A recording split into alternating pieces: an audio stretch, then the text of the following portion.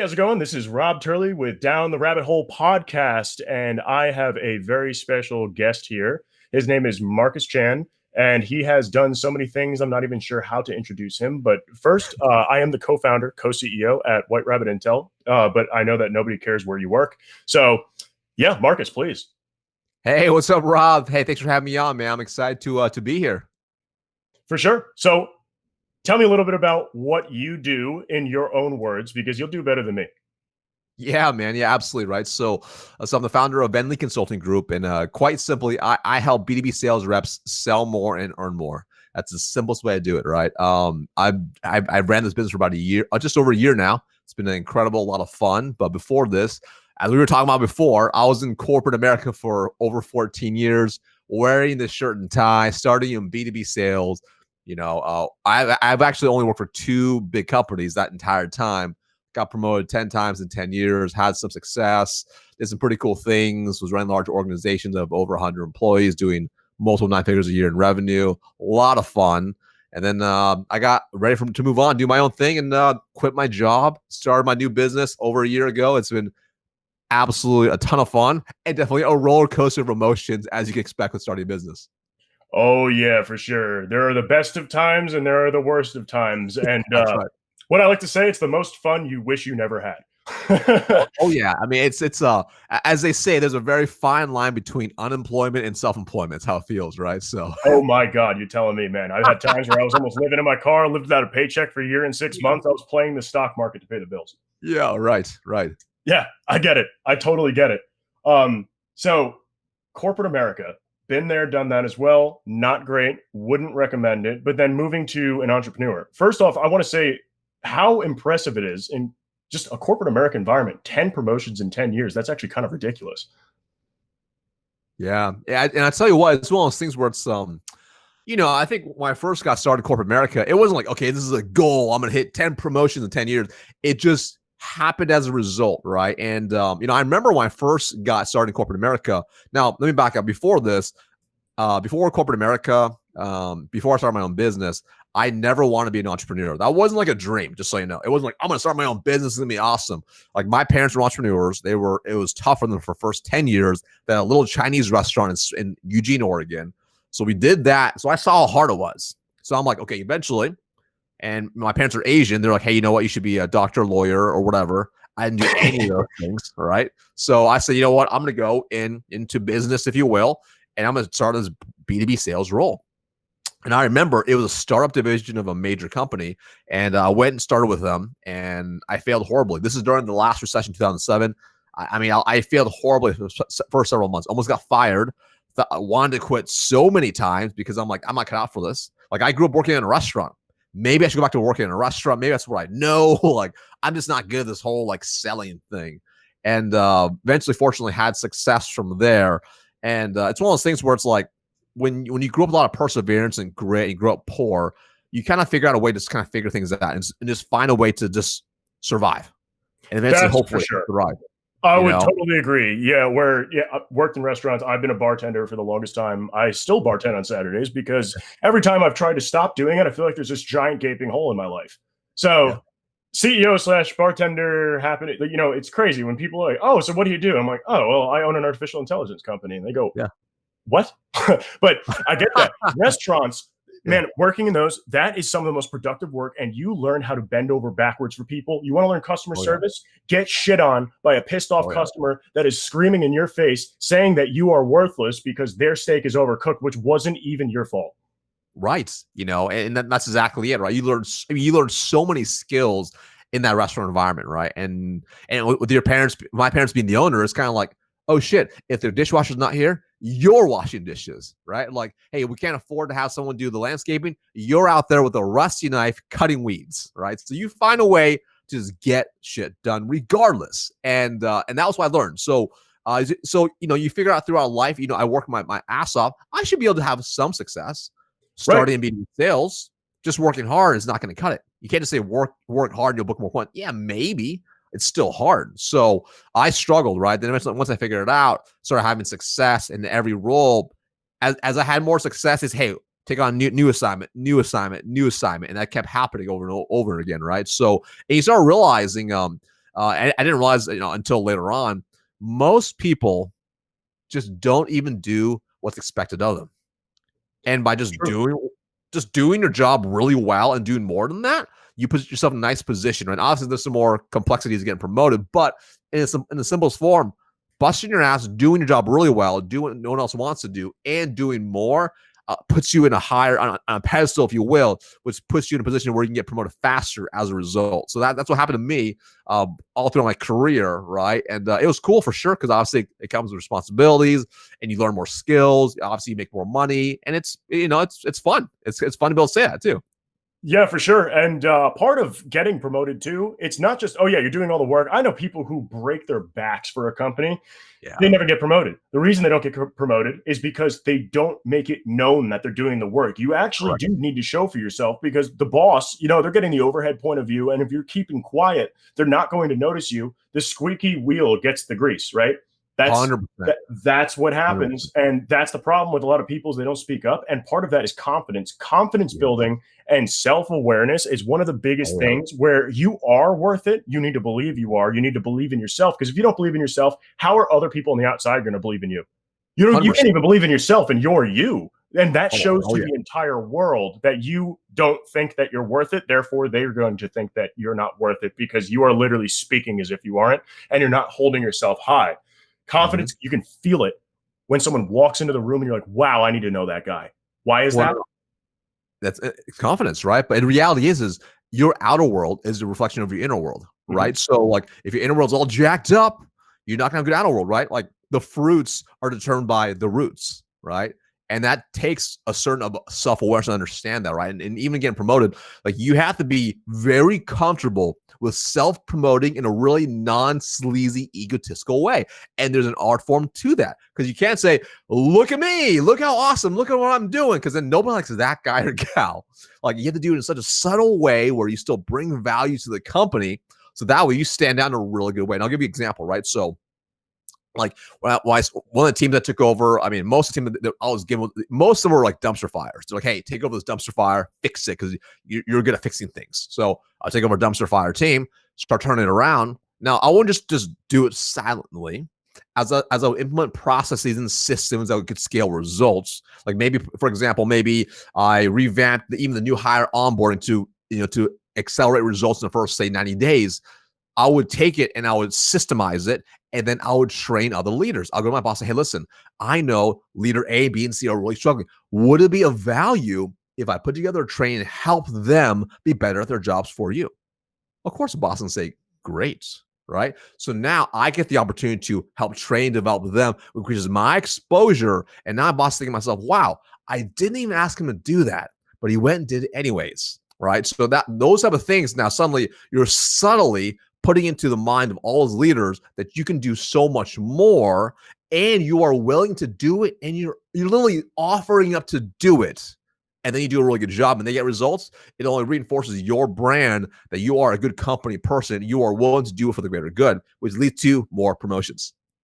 That's right. That's right. And I like how you said, don't do it in an egotistical way or in a backstabbing way, because that will catch up to you. Number one, you can get promoted that way, but it will catch up to you, because what comes around goes around. And I like to call it egotistical.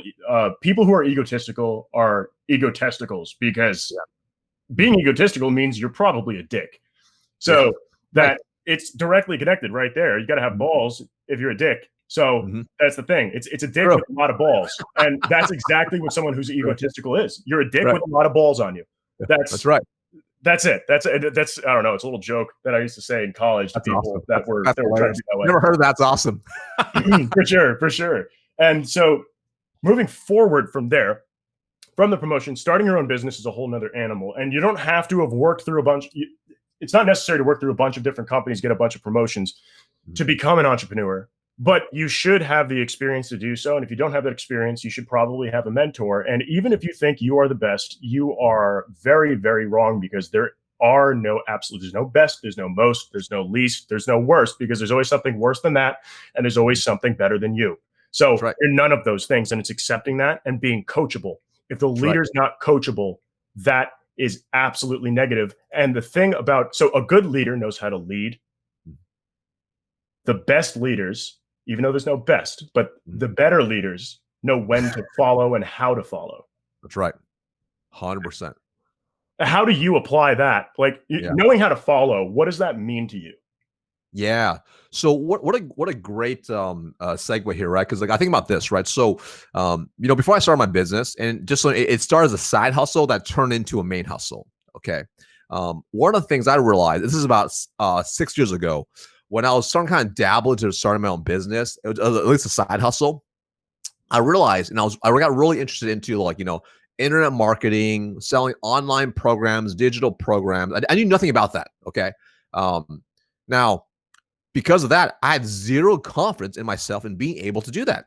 So I started to look it up and research and finding people that obviously were way more successful, right? They actually knew what they were doing, and I started investing in like programs here and there to learn, like how to basically, how to write an ebook and basically how do I create a website and sell an ebook. I had no idea. I didn't know anything about traffic. I didn't know about writing copy. I didn't know about any of these things, right? So that was really key, especially early on investing in these programs. When I was looking to build my first digital course, I had no idea. Like I was overwhelmed. I'm like, oh shit, like what camera do I need? What software do I need? How do I house it? How do I take payment? How do I make sure it's consistent? I had all these questions and zero answers in my head. And yes, you can Google and YouTube it, whatever. But here's the thing. If it was that easy to YouTube your way to building a thriving business, and anybody would do it. So of course, I went and bought courses with people that can help teach me how to do it. So I started to do that. Right? That has everything to do with the knowing doing gap. You can know everything in the world, but if you cannot apply it, it's worthless. Like, really interesting thing is like with Elon Musk, what he says, pretty smart guy, I would say so. And he says that there should be no such thing as a rocket science course. You don't learn shit in a rocket science course. All you learn is a bunch of math and you don't know how to do anything else. So if you took a rocket science class, would you understand how to build a rocket? Well, the answer is fuck, no, you wouldn't. No, all you're learning is physics. That's all you're learning. And the issue with that, what he says is the solution, is that there should be a course, or they should revise the course and name it How to Build a Rocket. You learn the science along the way, and it's actually applied to something, and you're building a rocket. After people leave that class, guess what? They learn how to build a rocket. They can build a rocket. That makes them a rocket scientist. Knowing the math doesn't make you shit. Yeah. So, and here's the thing, right? So, when I started my business, like I thought I had a pretty good grasp on how I wanted to do the business, right? And I had a pretty good idea already with, with my programs, et cetera. As I started getting deeper into it, I realized myself, you know what? I wasn't scaling at the level I wanted. So I started investing into more coaching, right? So I went and got myself a different mentor, right? Someone who's one of the best in the internet marketing game, right? I got myself a personal branding mentor, invested into that as well, and their programs too. But all of it's designed to help me, because here's the thing, like, I might know sales, but I don't know shit about internet marketing. All right? Like I don't know how to do all these other things in these softwares that I know to help me with my business, right? And that's where I think a lot of people, they misunderstand. It's like in order to become the best version of yourself, we all have weaknesses. Like you have to invest in whatever areas you want to work on, right? Like if you could just Google it, you already have the result, but you can't. So go get some help. Like if you're out of shape, go invest in a personal trainer. Right. Yeah. That'll get you back into shape. And I like what you're saying where invest in help. This is so important. And if you, if you work for someone else, that doesn't matter if they're not willing to invest in you to learn more, or like a mentor or something. Oh, my company doesn't provide it. That is no excuse. You should go out and actually seek that help yourself, because if you become better than what that company can build you can move on to another company for a better position with better work, with something that you'll enjoy more. And you've also sharpened your skills. Again, with being a leader and being an entrepreneur, there's a bunch of stuff that I had to learn too. Like, I've never written a contract before. Now, when I write a contract, there's less markups by an attorney than when I had it written by an attorney, right? I write contracts better than attorneys do. There's no markups. There's always like that one thing where it's like, oh, I would prefer this word over that word because, I'm an attorney and I have to say something about this contract. It can never be perfect. So learning that stuff, I learned that on my own. I just, like, there was no mentor, because you have to go to law school for that, because no one's willing to teach you that. You need a law degree for that. No, you don't. Sounds like a business opportunity. But people fear learning new things is the problem, or they go, oh, that's not my expertise. That doesn't mean if I sat there and said, that's not my expertise, half my company wouldn't exist. Yeah, I mean, that's exactly right. It's like one of those things where it's like, regardless, you're not going to know everything, right? It's like if you never had a baby before, having a baby changes your life. Right? Like it's totally different. Like you're not going to know. You have to like somebody's going to go through some stuff, right? And you have to be open to understanding and learning. And a lot of times, ego gets in the way of so many people. Like like I already know that.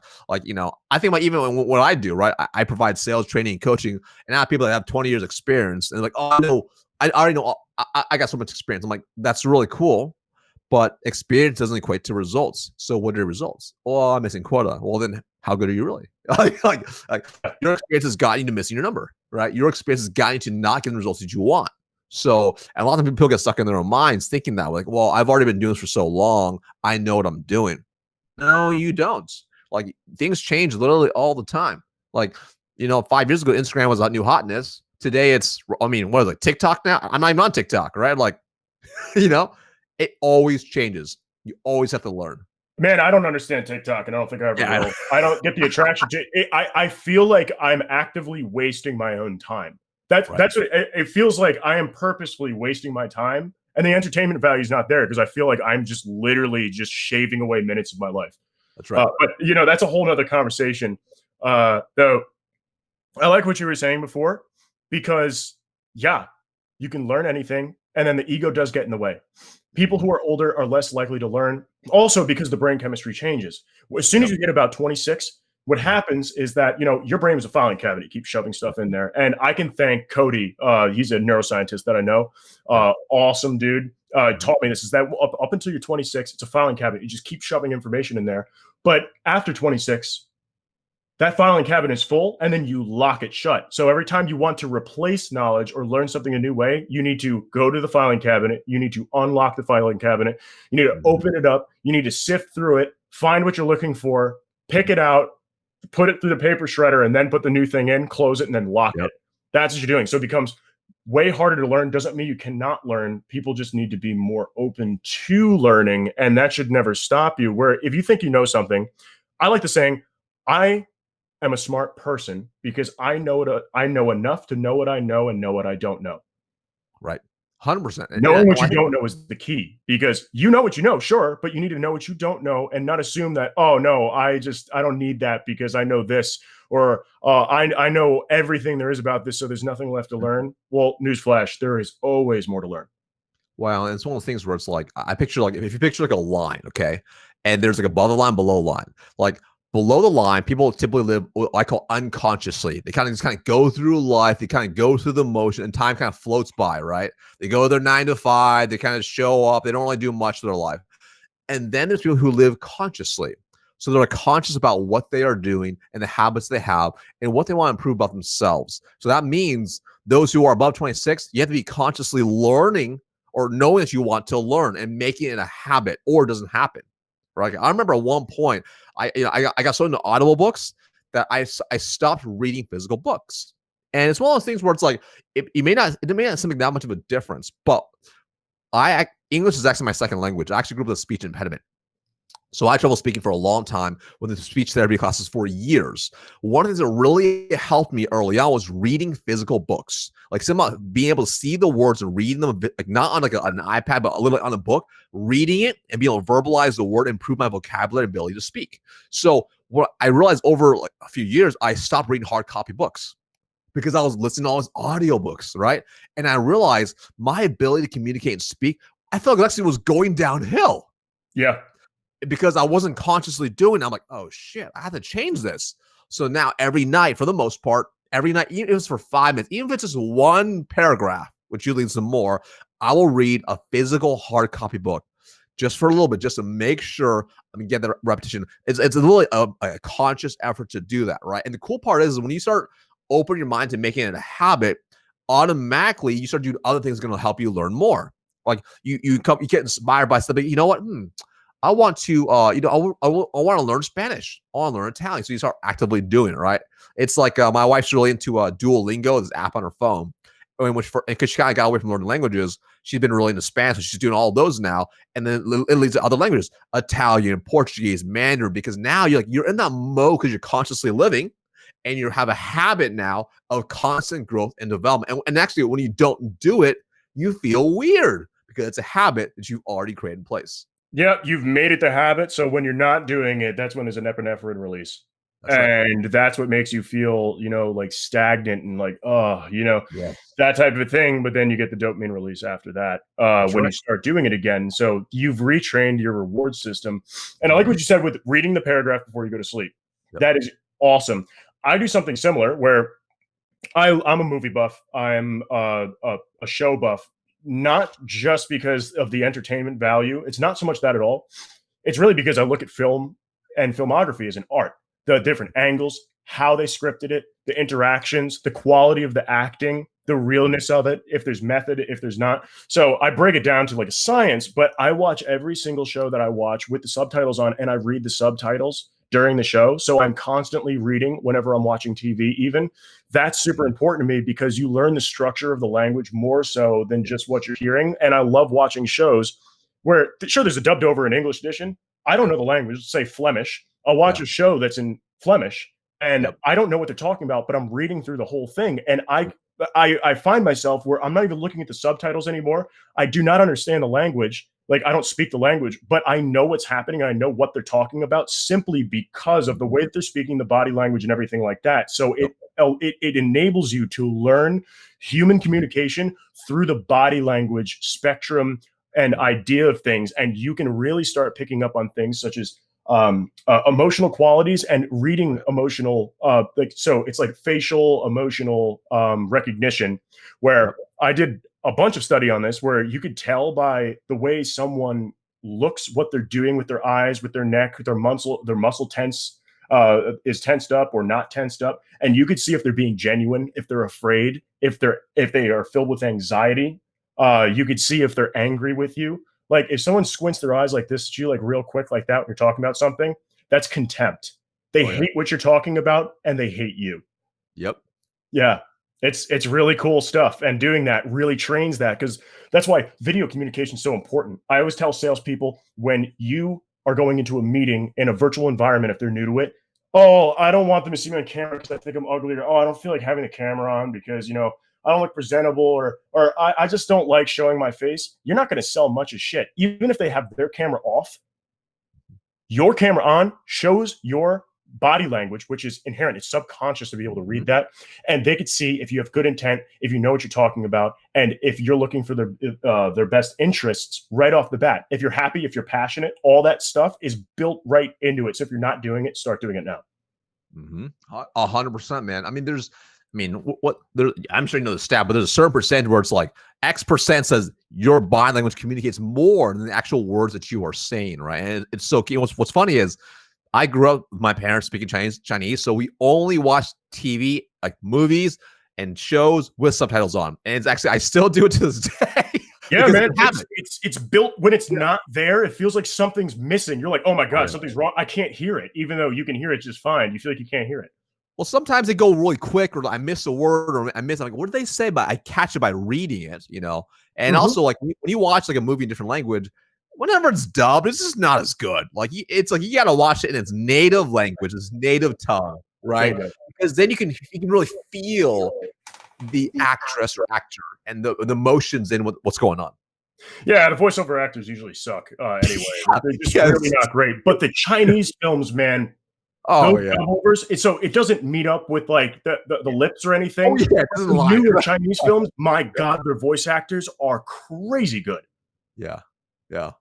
Crazy good. You can feel everything, and it's like they're actually acting the part, which kind of blew my mind because it's like the first of its kind. Like, the Chinese filmmakers figured it out. I don't know what they did, but they found the right people or how they did. They nailed it. It's probably all AI, some sort of fancy AI.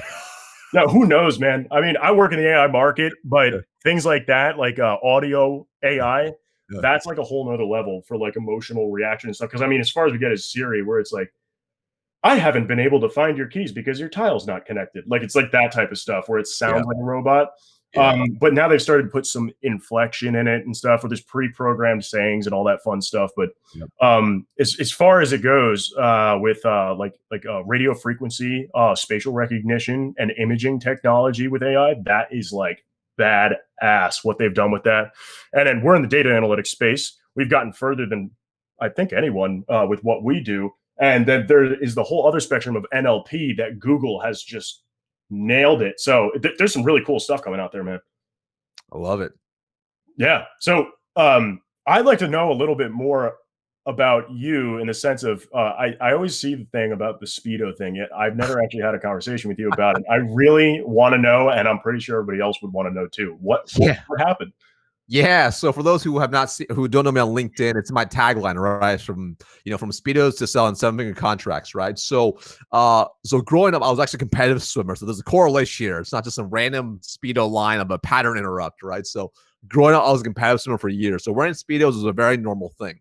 Now, when my parents sold the restaurant in 2002, I was about to go off to college, and my parents said, "Hey, listen, we sold the restaurant." And to me, I freaked out because I expected to work at the restaurant to be able to pay for school. So I had to go get a job. So for me, I mean, back then people were looking at classified ads and stuff. That's how you found a job, right? So I went around, started looking in my network. I'm like, okay, you know what? Like, who do I know who might have a job? And one of the swim coaches I knew really well opened a swimsuit store selling Speedos and Speedo accessories in Eugene, Oregon. So I said, this could be a great opportunity. So I reached out to him. I ended up getting a job there, and it was a super fun retail job selling Speedos, right? Now, on top of that, on weekends, you can love this. On weekends, we'd have a local swim meet. Maybe it's 2 hours away. I would wake up at 3:30 in the morning, load up a 1991 Ford Ranger pickup truck, and fill it with like Speedos and gear and like racks, drive an hour and a half, 2 hours away to the swim meet. I would set up racks all day and just be selling Speedos and Speedo gear for like 10, 12 hours, and then pack up, head home, do it again Sunday, right? And it was a lot of fun. I absolutely loved it because it was like, I knew that world. Like I grew up competitive swimming. I knew that world. I got to see the swim meets, and it was a ton of fun. And that was like my first job actually selling stuff in a more retail environment. And what was really interesting was after my first couple of swim meets, the owner called me up and said, "Hey, what are you doing?" I'm like, "What are you talking about?" They're like, we just checked all the numbers at the last 2 meets, and you're doing a really good job. I'm like, "Oh, cool, awesome." Like, they're like, "I don't think you understand. Like, you doubled the amount of sales we usually do in a weekend." I'm like, "Oh, I did?" Like, I had no idea. I just had no concept. I'm like, "Oh, okay, cool." And then they started checking. They're like, "Hey, look, every time you're in the store, we always sell more. Like the average order is bigger. People will buy more. Like, what are you doing?" I'm like, I don't know. I'm just selling stuff, that's selling stuff, right? Like, so my boss started kind of shadowing and watching me. She's like, I want to see what you're doing. And to me, it wasn't really anything crazy. Like if someone came into the store and maybe it's a, "Hey, listen, I'm here. I want to buy, my kid's suit ripped. I need to get a new competitive racing suit for the kid or whatever. I need to get a new suit." I said, "Cool." And I'll say, "Hey, listen, what type of suit you're looking for?" "We're just looking for something similar to this." I'm like, "Cool. Is this for practices, for races?" They're like, "Is there a difference?" I'm like, "Oh yeah, there's a difference in like materials, etc. Because a certain one is going to be chlorine more. So what are you looking for?" Like, "Well, I guess practice." I'm like, "Okay, cool. So I'm going to recommend this." So they want that. Then I'll say, "But now you have that. Do you have a racing suit?" Right. And they're like, "Well, I guess not." Automatic upgrade, right? Then it's like, "Hey, cool. But do you have goggles for each?" So that they suddenly started getting these upgrades. And to me, I wasn't upselling. I simply was uncovering what they came in for and making sure they had the right products, but also making sure I took care of any future needs they had. And as a result, sales would just double as a result of that. Not every single customer, but overall. So that was like my first taste into selling and selling Speedo specifically, but also realizing that, well, shoot, man, like upselling is not that hard when you actually ask the right questions. Kind of similar to a restaurant. If you ask the right questions, you can get more upsells at dinner or at lunch. That's true. That's true. I mean, bartending, I also serve too. Yep. It's just about the upsell is like, are you sure? You're like, "Oh, I would recommend this," recommendations, or "You're an expert in the space selling speed." Like, "Well, you need this equipment. Did you think about that?" That's "Oh, it. I didn't think of it." You're educating them. That's what's happening. You're consulting them, you're validating, and you're educating them. And that's all it's happening. Like one of my favorite lines when I bartend is, I say, "Well, would you like another drink?" They go, "Oh no, I'm good." I'm like, "You're good, but you could be great." And then Yep. they start laughing, and then they're like, "I want to be great." Boom. Yep. Sells the drink 70% of the time. Right. 70% of the time, they drink another one. that Yeah. it's the ultimate upsell on that type of a thing. And you made me think of a whole thing, part of my life that I completely forgot when you were talking about the Speedo thing. Wait, did you sell Speedos too? No, not that crazy, not that crazy. But I thought I didn't have any sales experience. Well, outside of when I figured out bartending kind of is, I thought I didn't have any. But when I was younger, completely wiped this from my memory for some reason, is that I used to clean out people's attics for free so I can take all their stuff, and I'd go to a flea market and I would sell it there as used stuff.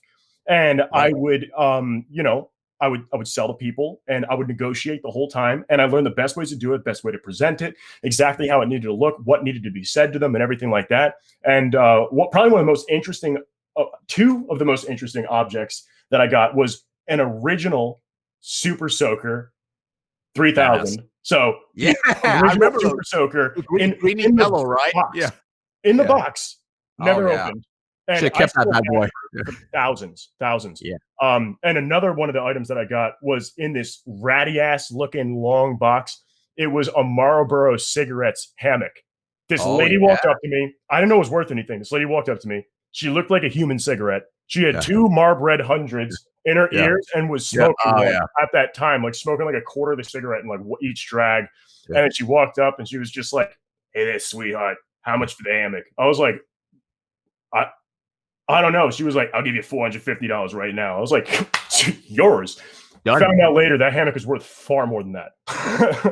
You know what? She deserved it. She literally was a Marlboro cigarette. That's hilarious, man. It's funny, these lessons you learn as kids, right? You have no idea that like he's selling. And what's funny, it made me think of too. So I used to, so my parents had the restaurant, and they also during the summers they would have a food booth, and this is before food carts were popular. Now they're like all the rage, But this would be back in like the 80s and 90s, and we have these festivals, and we set up stands and we sell food. Now my parents, before I convinced them to pay me $2 an hour for my time, they would pay us only through tips, right? So they say, "Hey, listen, whatever tips you get to keep." So my sister and I got to split the tips. So we're like, okay, so we got really strategic. Okay. Number one, like we tested this around. Like, okay, number one, we need to make sure it's a really big sign that says tips. Like if it didn't say that, like they wouldn't know. And we put like a smiley face, right? So this they would like it. But more importantly, we're like, okay, it's about presentation, right? No one wants to be the first dollar in there. So we put a bunch of money in advance, right? Quarters and dollars so people would see it, right? Yep. And then on top of that, we start testing around, like, okay, you know what? Like if we like we would actually use a tip jar. So if it was always outside, if they gave us a 20, it's just say it cost, $14.50 for the meal. We say, okay, out of 20, we take the 20, we use a tips jar to hold the $20 bill down on the table. We take the $4.50 or the $5.50 cash back, right? And then we say, okay, $14.50 out of 20. And then we would stand back a little bit. So they had to step forward, put their hand over the tip jar. And then we count the money slowly. We drop the coins into their hand, like that's 15, pause, look down, look at them in the eye, and 20, and kind of hold the money sort of a few seconds longer over the hand, into the hand of the tip jar. And we saw by doing that, it actually would increase the likelihood of them giving us tip. And it's giving them the feel that they have to put it in. Oh yeah. Because I mean, we had these days, I was like 7 years old. My sister was a few years older. I mean, we do $200-300 a day in tips, right? That's $150 cash for us, right? So each. And I could take that and I could, save up the money. But it was one of those things where it's like we had to be strategic with it because that was all the money we had. But you don't realize as a kid, you're like, damn. That's a lesson in selling right there. The positioning, the psychology of being able to work a stranger to give tips. It's amazing. And flattery, man. You give a compliment goes a long way. Yeah. I would always compliment. I would always play with their kids and make them really excited and happy. This is when I was serving. Yeah. Yes. And one of the best moves, if they went up to the bathroom before I was going to bring them a check, I would bring them the check and I would fold the receipt that they keep into an origami swan. It's those little things, right? Because then they're like, "Oh, what I experienced," right? Like, even and I'm sure you probably did this. Like, if you had a little handwritten note on there, or just something like that, they're like, "Oh, that's really nice. That's really nice." It's sentiment just like sells more than anything.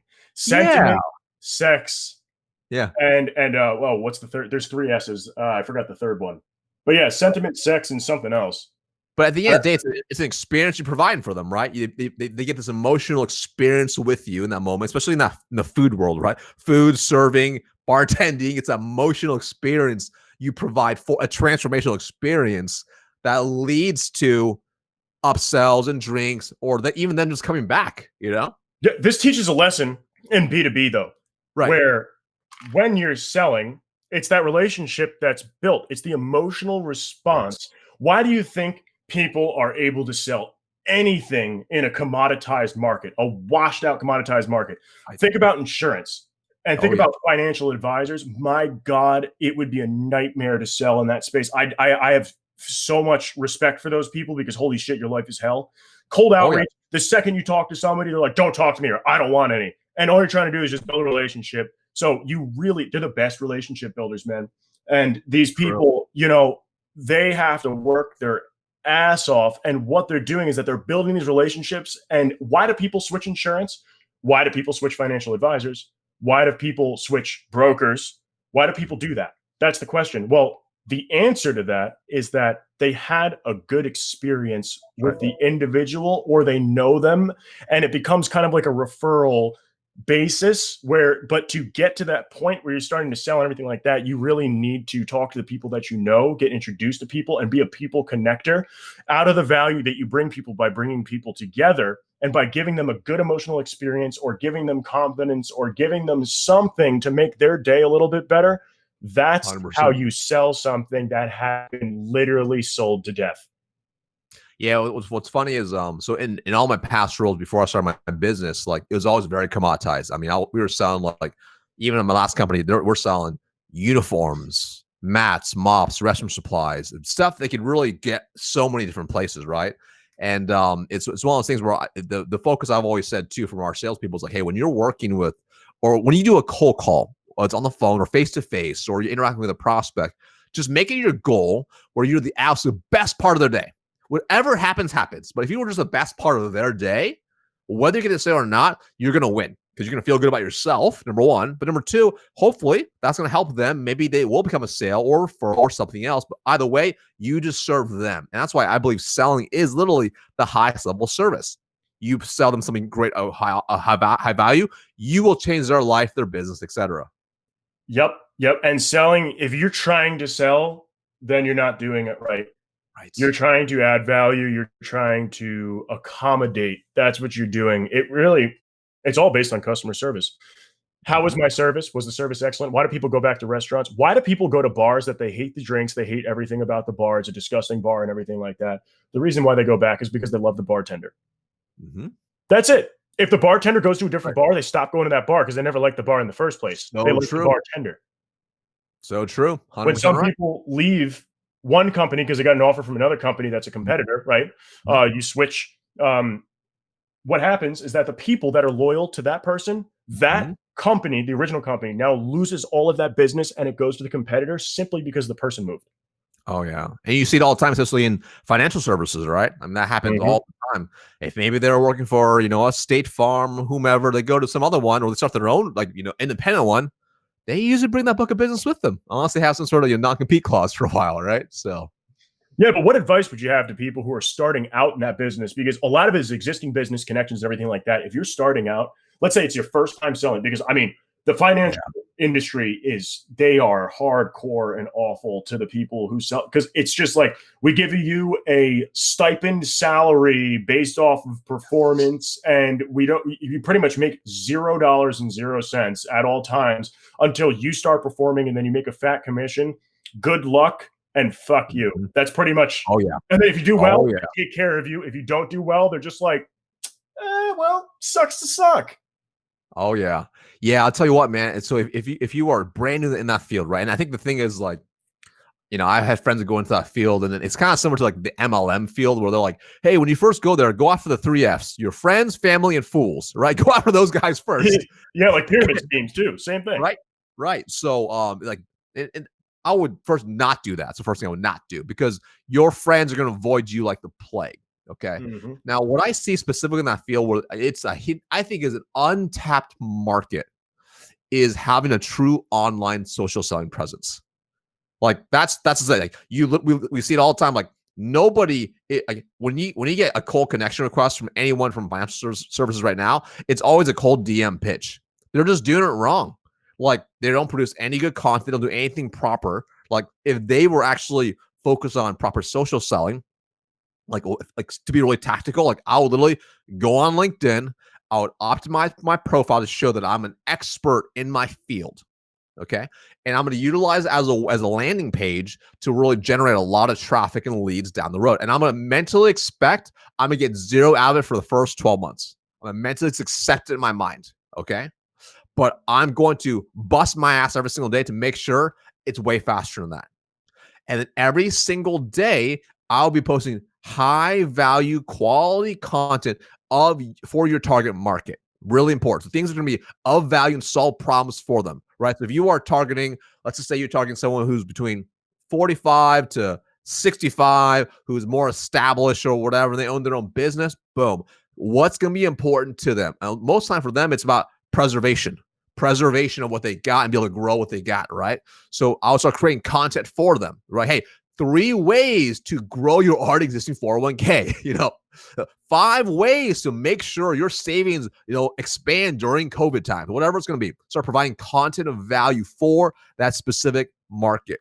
On top of that, I'd make sure I had Sales Navigator, and I'll niche down a Boolean search target specifically at that target market. Every single day, I would add 50 to 100 connections of your target market with 0 notes in the connection request, completely blank, because they're going to be skeptical and they're going to expect a pitch. So do not pitch them. After they, oh my God, yeah, I just want to say something about that real quick. So note in, so I accepted this one the other day, and I wrote like half of a freaking book about why this guy should not have done what he did to me to anyone in a C-suite or VP or even director level. No freaking. Who opens with a pitch? You don't just walk. So social selling, it's like actually set, like it's social. So if you walk into a cafe, you're going to walk up to someone and be like, you want to buy this shit? And then they're going to be like, whoa, who is this guy? Get away from me. This guy is crazy. That's exactly what's happening. You open with a pitch. People are like, get off of me. Like, leave me alone. Because you know how many people are doing that? Who's going to buy something from somebody when you just walk up to them and say, hey, you want to buy this? Hey, you want to buy this? It's like, okay, this is either a drug dealer or this person's nuts. Oh, yeah. It reminds me of when malls were around, back then, right? Like you walk past those kiosks, right? Like flies drone, want some cream? I'm like, get away from me, right? That's how it feels, right? So don't do that, right? So you send a connection request, leave it completely blank unless you can hyper personalize it to them, right? Like something like, hey, they post something, hey, Rob, I freaking loved your post you did today about X, Y, and Z. Love to connect. Boom. That's a little different. But if you can't do that, blank connection request. Then from there, once they accept it, I would send them a video message and get them something completely free at 0 cost, right? And it's got to be something of high value. It's not your time. It's got to be something like, in your video might sound something like, hey, Rob, Marcus here with ABC Financial. Hey, I love to help business owners like you who are in AI, like maximize their retirement, whatever you want to say. Hey, here's a free 15-minute training on how 3 ways you can reduce your taxable income for 2021. Boom. Enjoy. That's it. Give it completely free. It also depends too. It also depends on who you're talking to, because I personally get upset with here's like a 15-minute tutorial. It's like I have time for a 15-minute hunk of shit that this random person just sent to me to try to capture my lead information. No, I'm not doing that. But also it depends on the person who you're talking to, where that could be more valuable. So you got to be really strategic with it, right? So if it's someone that you can see already kind of based off of their profile, it's gonna be someone like that, then you have to go 1 level back. And there might be something, hey, your video might be like, hey, Rob, my goal is to give you some massive value. I got this free guide or training. If you want, just let me know. If not, no worries. Have a great day. Boom. Super casual, non-spammy, not a hard close. There is no calendar link. There's nothing. It's just very soft. That's it. And then from there, they can start working to nurture a relationship, open conversation, and lead to relationships, right? But again, you got to feel like you're dating someone, right? You're not asking them to marry you on the first date. You got to get to know them first before you get to that point. I tell people that every day. Sales is just dating. It's the same. If all you do is talk about yourself, you're the worst date ever. Nobody wants to talk about you the whole time. If you're not giving value, or if you're not offering a helping hand, if you're not trying to make them become the best version of themselves, it's a really shitty, abusive relationship. And that abusive relationship is that you're trying to use them, you're trying to get something out of them, you're trying to get money from them, or you're trying to get them to do things that aren't good for them, or it's the same thing as dating, because in the end, no matter if you're doing B2B, a business selling to a business, no one's doing business with another business. They're doing business with a person at that business. Who are you doing business with? Keith. Oh, what does Keith do? Oh, he works with Microsoft. You're doing business with the person, and if you're being that annoying or abusive or naggy or selfish person, nobody wants that, because in the end, humans are humans, and they pretty much primally relate everything with, okay, love relationship, sexual relationship, or family relationship. And then over here, we have necessities. And then over here, we have desires. And then over here, we have vices. Right. And that's pretty much, you can pretty much block everything out to really simple cards. Right. And that's how people sell, is that you're sold on those primal instincts. And if you're not following what's considered good, where if it's a relationship based sale, where if it's not just like some transactional, buy this real quick and then we're done. That's a little bit different. That's more into the desire and impulse area of things. But if you're selling like insurance or something like that, then you're going to have to go the relationship route and be that perfect boyfriend / girlfriend / whoever. Yeah, there's definitely a big difference, right, on the value scale, low to high, right? Like the high ticket, the residual sales, or you got to do way more work on the upfront to make sure you get to that point, right? And that's why I talk about social selling quite often, because if you do it right and you build up a good audience, a lot of your content will actually over time nurture them. So they connect with you, even if they don't respond to your DM, right? To like get the free resource or whatever, they'll see your content, they'll see your value over time. Eventually, timing might be right. They might say, hey, listen, that really spoke to me, and I'd love to have a conversation. Maybe you can help me out. Beautiful. Now, I would much rather have someone reach out to me and want to have a conversation than me reach out to them. It's just much easier. And that your closing ratio goes up. You're happier on top of that, because you're also not being that spammy person trying to sell you a fake Rolex on the street, or like guy at the kiosk at the mall. You're building real relationships, having real conversations. You're having that human to human sale, which everyone feels much better about in the long run. Yeah. And then again, it's full circle. Yeah. When you're trying to get promoted, it's awareness. You need to actually let people know that you're there. If people don't know that you're there and they don't know what you're doing, and what you're doing doesn't drive value, one, you won't get a promotion. Two, you won't sell anything, or you'll sell very little. You'll just sell to the people who really need it and they don't feel like talking to anybody else. That's right. You're going to get the stragglers, which are not the customers with longevity. They're the customers with an immediate need, which is a short-term sell. That's right. You should be selling for the long term. You should be building your pipeline for 6 months, 9 months, 12 months from now. That's right. Minimum. That's it. And if you need to sell now to make some money, okay, you get those short-term sales. But if you're trying to build a long-term sales, those short-term sales will come in with it. And the short-term sales are going to be easier to close, because those 100%. People have an immediate need that you're trying to build a long-term relationship with. Oh, yeah. And at the end of the day, it's like when you start like a new role, whether you're a financial advisor or whatever, it's like pushing a car to a dead stop at first. It takes a lot more energy, a lot more force to get it moving. But once you get some momentum over a period of time, as long as you maintain your effort, it will pick up speed and keep going. The mistake some people make is they bust their butt really hard first 3-6 months, and then they get some success and they pull their foot off the gas, and then they wonder where the pipeline went. It's like, we got to keep, once you get that six-pack, you got to maintain that six-pack by eating clean or working out. It doesn't stay there by itself. You're so right. And salespeople often, what they do is that they close a deal. As soon as it goes into that closed stage and they mark it as closed, they forget it ever exists. That account is now gone forever. And you can thank the baby boomer corporate structure for doing that, where it's like, okay, there's an SDR, then there's an AE, and then there's account manager. As soon as it goes to the SDR passes them. You've now lost chances of actually closing them, because you just passed them like a used napkin. Right? Like a joint or whatever you want to call it. You pass them, and then they don't talk to them anymore. So they're not actually building their network. They're just moving people along. They don't remember you. You're the SDR. If you want to get a promotion, leave a lasting impact and stay in touch with them. Then the account executive is only there when they want to offer something else for them to spend money. So that's almost insulting to the customer, because you only ever talk to me when you're trying to get my money. Like, fuck you. And then the account manager is the only person who's maintaining the relationship, who isn't actually driving any sales, because they're not even technically allowed to. Oh yeah, there's order takers for the most part. That's what it is. And what's interesting is probably 10 years before that, it's like there wasn't really that separation of those roles. Like I was a full cycle rep. Many people were just full cycle. They just did everything, right? Which that's the way to go. The original POC is so important. Oh, 100%, because then you have full accountability to the deals you bring to the table. You have that ownership to make sure it's really good quality business, from the first time you do the outreach to all the way through, and hopefully for a very long life cycle and longevity with, the company. Yeah, like they're paying your commission, right? It's not just, sold them, made some commission, that's that. Right. It's a long-term investment. Don't you want them to stay with the company so you keep making commission? 100%. Don't you want them to stay with you so you can continue to upsell them? Don't you want to nurture that relationship so you can be the person that upsells them and not the other guy that upsells them? Mm-hmm.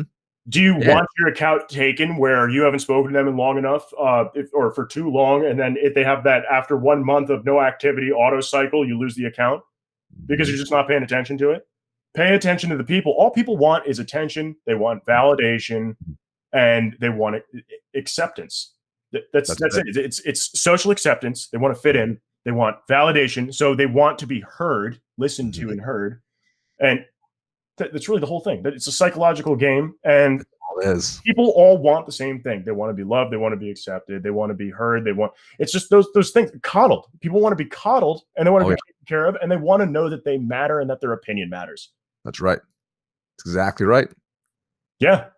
Transfer it into your sales. If you're not doing that, if you think that sales is transactional, and I'm not saying you, Marcus, I'm saying just the general audience, if you think that sales is transactional, well, if you're not selling something that is truly transactional, so washed up out of the market where you need raw steel in order to make screws at a factory where you're just buying it based off of the weight, and whoever's selling the weight of that product, that's the same quality as all the others because they have to be. That consistency needs to be there. Yep. Whoever has the lower price gets the sale because you're talking multi-million to billion-dollar deals in mass quantity. Once it's that commoditized, that's a whole different story. That's when it becomes about the value in the product mainly, but really it's relationship driven. And until we could start doing sales more efficiently, where the right people talk to the right people, that's part of what my entire company's objective is. People connected, sellers connected to buyers that actually want to talk to each other. Mm-hmm. That's what. And then knowing what you're doing wrong, what you're doing right, and where the holes are. Until we could perfect that, the relationship is absolutely going to be driving the sale. 100%. And whether people buy or not, until we could plug in the human brain into a computer and process that information, there's no way to tell. If anybody tells you, or any tech company, so I work in the analytics space, AI, as I've said 1,000 times, but when companies advertise, we can predict the propensity to buy. They are lying to your fucking face. That is impossible. People don't buy because they had a bad day. Yeah. People are unpredictable. That's just a reality, right? It's like, if I guarantee that company that says they can predict it, they still have salespeople. Oh, of course they have salespeople. And they have a shitload of them because they have no longevity, because people use it and they're like, wow, that's why the gold standard for these behavioral analytics companies for predictions is 13%. It's because their data skewed and it's inaccurate. Why is the gold standard 13%? Well, it's because it's not based off behavior. It's based off a lot of other factors, such as psychography, and it's based off of pass fail, what's working, personality. It's based off of all of those things. You need to be able to measure the immeasurable. You need to quantify the qualified data in order to do that. And that's not what they're doing. They're really just observing the data. And, if you want to accurately look at behavioral stuff, okay, so you're doing it for a company. You're trying to sell to a company. It's B2B. Okay, this person at this company is doing this, and this on the computer. And that means that they're this outcome and that outcome and that outcome. Since when in the history of time did one person's interaction have anything to do with a company's decision? There's a board, right? Mm-hmm. There's a board. They make group decisions. So there's no way to do that from one person's behavior. And half the time when someone's on their business computer, whether they're supposed to or not, whether they're allowed to or not, they're doing 50-50 personal and business. It's just a fact. It needs to be accepted. People do not follow the rules unless it's like a government thing or it's like locked down, but who wants to work for them? And that's the thing, is that it's not accurate. It's skewed. Mm-hmm. Yep. Personal behaviors have nothing to do with your business behaviors. Well, I mean, they're correlated, but that's the thing. So one more subject before we finish this up and everything. I'm going to talk about how people's social media, how they interact with it, what they're posting, what they're liking, what they're following, and all that stuff is actually really relevant to the sale, and how to appeal to people. Where if what they're doing and how they're actually navigating the market, navigating the web, not from a behavioral perspective so much, but an interests perspective, how that is super important. Where if you have interests that align, when you meet someone and you got a lot in common and it's like, wow, that was magical. Sure. Yeah. Understand what they're interested in. Don't understand what they're doing. That's just creepy. Understand what they're interested in. That's right. How would you drive your sales if you just knew? Mm-hmm. Yeah. So if you're new, I mean, here's the thing. I mean new as in KNEW. Like if you knew what their interests were, if you just knew. Oh yeah.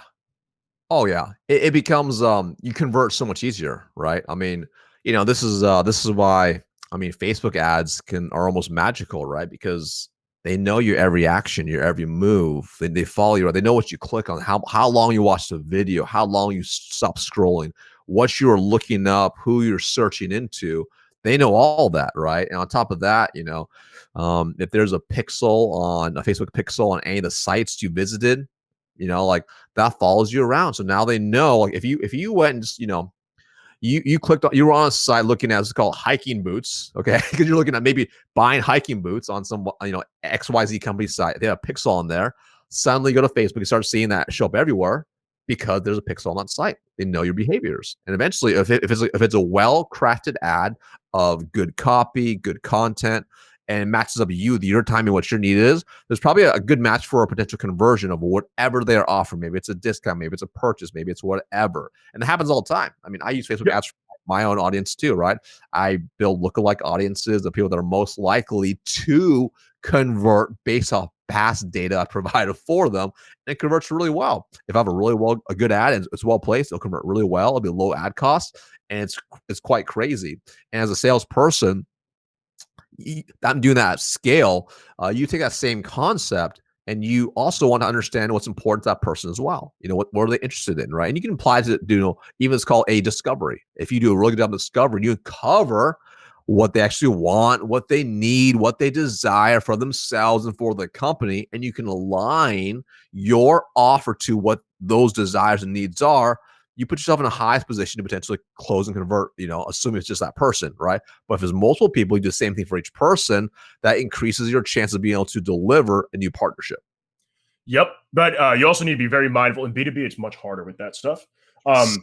Especially if you have a product where there are lookalikes or there's other choices and stuff.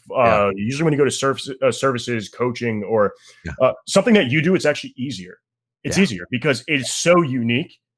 Even though there's things that are like that, it's so unique with the presentation and everything. But when it comes to other things such as softwares or B2B products, it's very hard to identify that and understand what that means, again, because of the mix between personal and social use. Correct.